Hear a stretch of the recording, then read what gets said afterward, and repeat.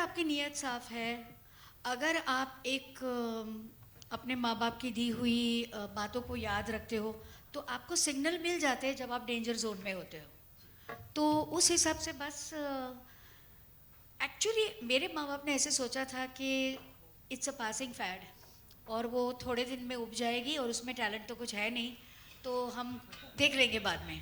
और उनका डर ये था कि अगर ये फिल्म इंडस्ट्री से रिमोटली भी कनेक्टेड है तो उससे कोई शादी नहीं करेगा, क्योंकि कम्युनिटी इतनी रिग्रेसिव थी।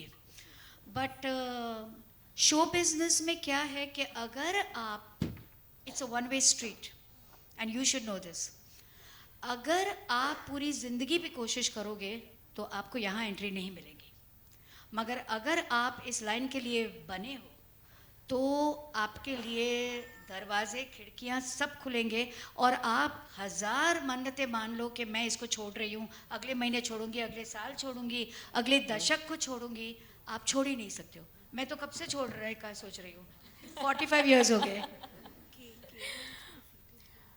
तो आपको जैसे कोई दिक्कतें नहीं हुई। रुचि, आप आज के जनरेशन की हो, तो आपकी लाइफ स्टोरी में और इनकी लाइफ स्टोरी में सिमिलैरिटी थी या आपको दिक्कतें आई? मतलब कंसिडरिंग कि आजकल सब मॉडर्निटी है, सारी चीज़ें अलाउड है, क्या आपको दिक्कतें आई इसी लाइन में आने के लिए? एक मेरे लिए सबसे बड़ी दिक्कत थी कि मैं मतलब इंडिया में पली बड़ी नहीं थी, तो the language was a problem, but I wanted to be in this industry, so I worked a little extra hard. In the beginning, I mainly wrote films in English, like even Hazaron Khwaishein, though the name doesn't suggest it, is actually a film in English. But through the years, I've made an extra effort to learn the language. At one point, I even wrote the dialogues for Calcutta Mail, so I was most proud of myself. And of course, now I direct, and it's all in Hindi. So, how many siblings are you? So there was me and my sister, my parents. I grew up in the Middle East, so my parents always lived there, and I came to Bombay. I don't know why. I mean, I do know why, because my family is from Delhi, and my parents said, you can study and go to college anywhere in India because we want you to connect with your roots. So then I chose Bombay because my extended family was in Delhi.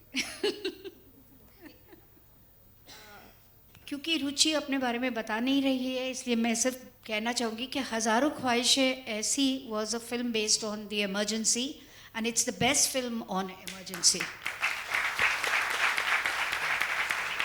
और उस वक्त मैं editor screen की थी और हमने ये film को अवार्ड दिया था।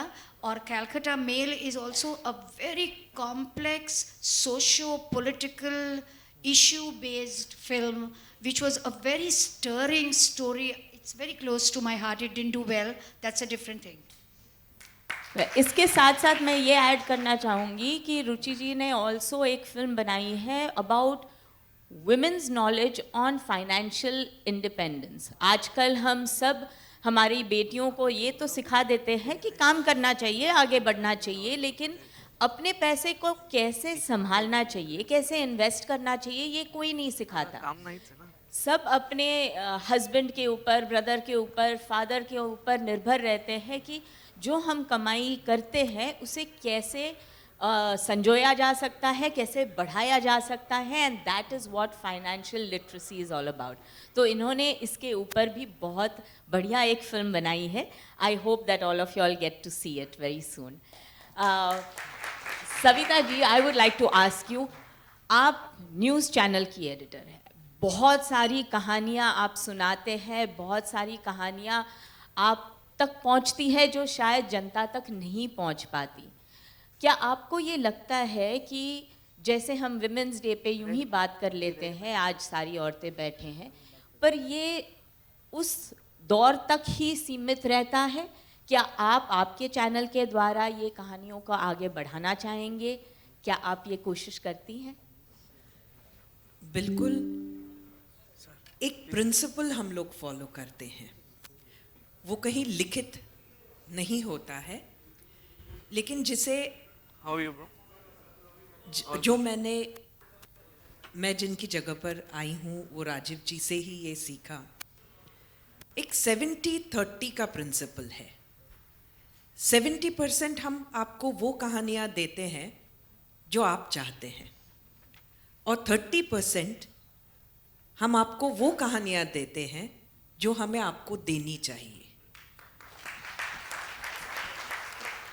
अब ये हमने आपको क्या देना चाहिए? हम न्यूज़ चैनल है, 24/7 न्यूज़ चैनल है, तो हमारा जो ऑडियंस है वो ज़्यादातर राजनीति ही देखना पसंद करता है। We are always in the process of research, and what we realize is that the audience which comes to 24 hours news channels today, especially Marathi, is interested only in politics. Despite that, we take the effort कि हमारे यहाँ 7/12 जैसे एक programme हम देते हैं, जहाँ से हम रूरल इंडिया को अग्रेरियन टेक्नोलॉजीज उन तक लाते हैं, सक्सेस स्टोरीज लाते हैं एग्रीकल्चर की। हम साथ ही में महाराष्ट्र के जो शौर्य पुरस्कार करते हैं, जिसमें हम छोटे छोटे दूर दराज गाँवों में लोग इतने कदम उठाते हैं, दे आर अनसंग हीरोज। हम साल भर उनकी कहानियाँ उजागर करते हैं, and at the end of the day हम उन्हें फेलिसिटेट भी करते हैं, बहुत बड़ा प्रोग्राम करते हैं। We make them feel special, और हम उन्हें महाराष्ट्र की तरफ से, आप सबकी तरफ से हम उन्हें फेलिसिटेट करते हैं। आप समझेंगे भी नहीं कि गोंदिया के, तिरोड़ा के कोई अंदर के इलाके में शेर और एक आधा गैया चराने जाने वाले लड़की का कितना बड़ा स्ट्रगल रहता है, रोज का स्ट्रगल रहता है। वो स्ट्रगल में वो लड़की कई बार अपने कभी किसी छोटे भाई को शेर से बचाती है, कभी अपनी गैया को बचाती है। ये कहानियाँ यहाँ तक पहुँचना भी बहुत कठिन है, लेकिन हम लोग वो 30% में ये प्रयास करते हैं, और ऐसे कई सारे हमारे प्रयास हैं जो इस 30% में हम करते हैं। बहुत ही बढ़िया। जैसे इन्होंने कहा कि बहुत सारी कहानियाँ हम तक पहुँचती नहीं, और जब कहानियाँ पहुँचती है तब हम इस पर क्या आचरण करते हैं, क्या आगे इसको बढ़ाते हैं, क्या इनकी मदद करते हैं, ये हम सबके ऊपर निर्भर है।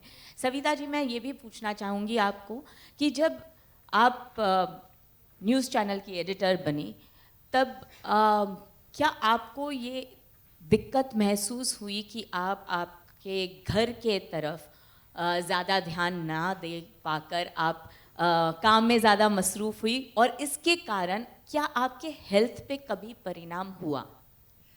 देखिए, मुझे लगता है कि ये सिर्फ एडिटर बनने के बाद नहीं, एडिटर बनने के बाद तो मैं कहूँगी थोड़ा कम ही काम है मुझे।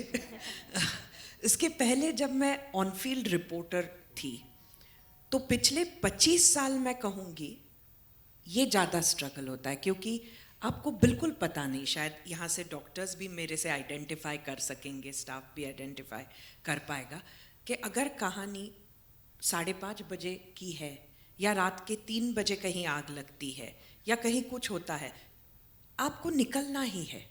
कहीं ब्लास्ट हो जाता है। मैंने सालों साल बेसिकली तो नक्सल एरिया का, नक्सलिज्म को बहुत डीपली मैंने जहाँ जहाँ देश में हुआ है उसे रिपोर्ट किया है। मैंने राजनीति में जब चुनाव होते हैं तब हमने एक्सटेंसिवली हर स्टेट में जाकर उसे रिपोर्ट किया है। तो ऐसे समय में कोई आपका समय नहीं होता है, और मुझे लगता है कि ज़रूर इसका बहुत परिणाम होता है। मैं अगर आपको बताऊं, आपने हेल्थ की बात की, एक बार ऐसी जगह पर ब्लास्ट हुआ था, शायद आप सारी लोगों ने सुना होगा, दंतेवाड़ा में, जहाँ पे 76 CRPF जवान जो है वो मारे गए थे, शहीद हुए थे। उस समय में उस स्पॉट पर पहुँचने वाली पहली न्यूज़ चैनल मैं थी। लेकिन हम लोग जब वहाँ जाते हैं तो वो रास्ता इतना आसान नहीं होता है। अगर आप किलोमीटर्स में देखेंगे तो मैं जिस जगह से जा रही थी, तो आपको लगेगा आमतौर पर शहर में आप जब घूमते हो तो एक 4-5 घंटे जाना चाहिए, लेकिन 15-16 घंटे निकल जाते, आप उस स्पॉट पर पहुंच नहीं पाते, वो इतना कठिन होता है। कठिन, अब वो कहानी भी मैं नहीं बताऊंगी, क्योंकि बहुत सारी अलग अलग तरह की असुविधा रहती है। अब मेरे साथ में मेरा ड्राइवर और मेरा कैमरामैन भी था। वो दौर ऐसा था कि जा तो हम जंगल से रहे थे, जहाँ पर आप ये कह सकते हैं कि जैसे एक आप अगर कह दो किसी को कि आई वॉन्ट टू पी, तो आप you can probably ask the driver and the cameraman कि आप सामने देखो। लेकिन तब मैं बहुत ही छोटी थी, मुझे एक शर्म महसूस होती थी ये कहने के लिए। मुझे याद है कि हम स्पॉट पर पहुंचकर करीब 12-12:30 बजे, जब एक सुबह करीब 3 बजे से मैं ट्रैवल कर रही थी, तो मैं एक ऐसी आश्रमशाला में पहुंच पाई जहां पर बाथरूम थी, रात को 12:30 बजे। और तब मैंने उनसे रिक्वेस्ट की कि मुझे आप please allow me to pee. जब वहाँ गई तो वो जंगल के बीच की आश्रमशाला थी, वो बाथरूम थी, दरवाज़ा नहीं था। जब दरवाज़ा नहीं था तो बच्चों के लिए एक बहुत ही अनोखी चीज़ थी कि कोई बाहर से कोई आया है, तो सारे बच्चे जम गए दरवाजे के सामने। अब you see there are these kind of issues. बच्चों को वो जो भी टीचर है वो थी भगा रही है, भगा नहीं रहे। सब लोगों के लिए नया था कि रात में गाड़ी से कोई उतर रहा है, हमारे स्कूल में आ रहा है। तो ऐसे कई सारे चैलेंजेस है। आई मीन बहुत छोटी चीज़ है, लेकिन आपकी हेल्थ को बहुत इम्पैक्ट करती है। बिल्कुल, एक्चुअली गायत्री जी मैं आपसे